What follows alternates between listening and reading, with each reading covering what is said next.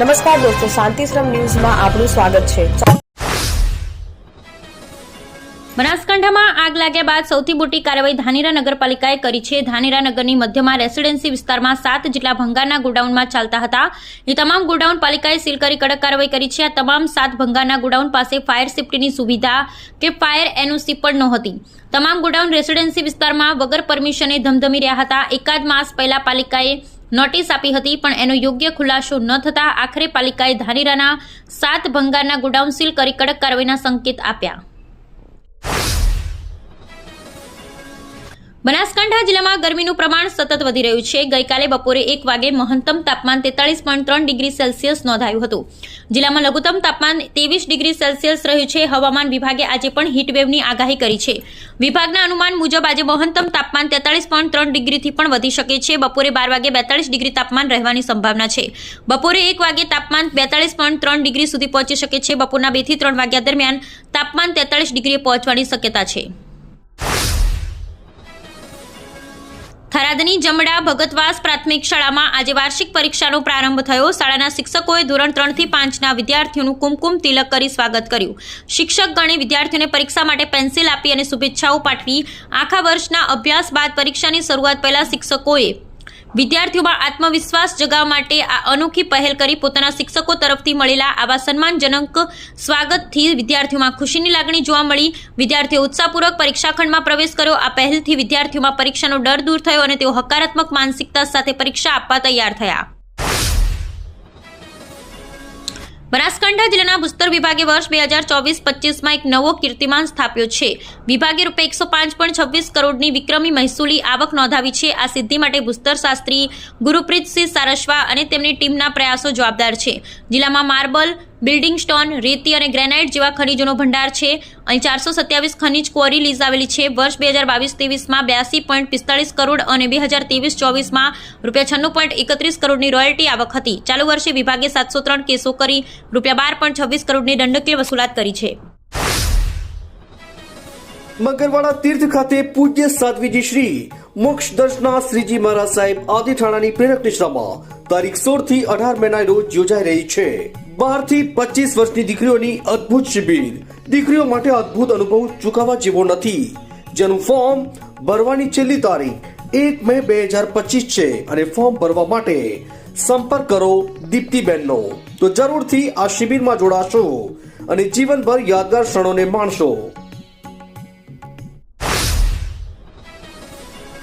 પાટણમાં ક્રીડા ભારતી ગુજરાત પ્રાંત અને વિવિધ સંસ્થાઓના નેજા હેઠળ વ્યાયામ શિક્ષકોએ મોટી સંખ્યામાં એકત્રિત થઈ રેલી યોજી હતી। શિક્ષકોએ સૂત્રોચ્ચાર સાથે કલેક્ટર કચેરી સુધી રેલી કાઢી આવેદનપત્ર સુપ્રત કર્યું હતું। છેલ્લા 1.5 દાયકાથી ગુજરાત રાજ્યની સરકારી અને અનુદાનિત શાળાઓમાં વ્યાયામ શિક્ષકોની ભરતી થઈ નથી।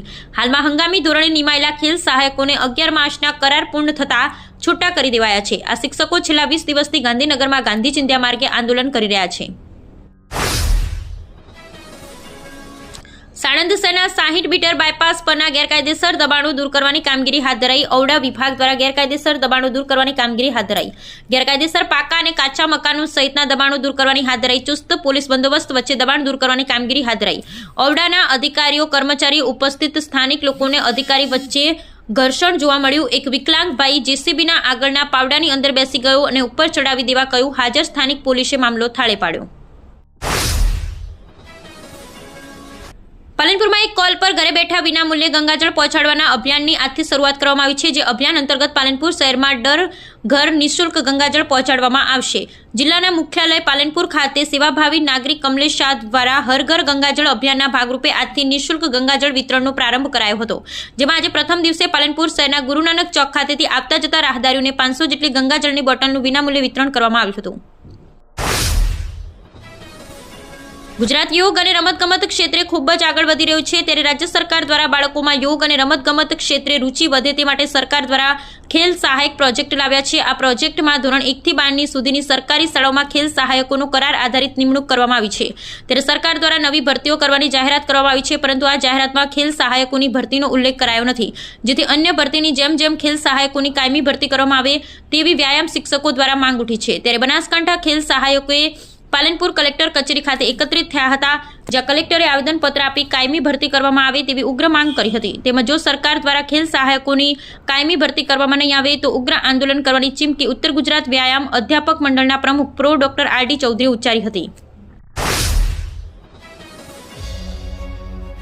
ઉત્તર ગુજરાતનો એકમાત્ર multi city mall happy mall જે આવેલ છે જિલ્લાના વેપારી મથકો દિયોદર, ભાભર, રાધનપુર, વરાહી અને થરાદમાં, જ્યાં મળશે આપને વ્યાજબી દરે જીવન જરૂરિયાતની તમામ વસ્તુઓ તેમજ કપડાં, ગિફ્ટ આર્ટિકલ, પ્લાસ્ટિકની તમામ સામગ્રી, ક્રોકરી અને બીજું ઘણું બધું વધારે.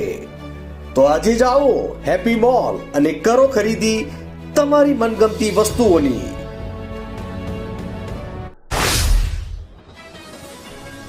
થરાદ જિલ્લા નવનિર્માણના ઐતિહાસિક અને વિકાસલક્ષી નિર્ણય બદલ થરાદ ખાતે આંજણા ચૌધરી સમાજ દ્વારા વિધાનસભા અધ્યક્ષ શંકરભાઈ ચૌધરીનો ભવ્ય સત્કાર સન્માન સમારોહ યોજાયો હતો. કાર્યક્રમની શરૂઆત દીપ પ્રાગટ્ય થકી કરાઈ હતી.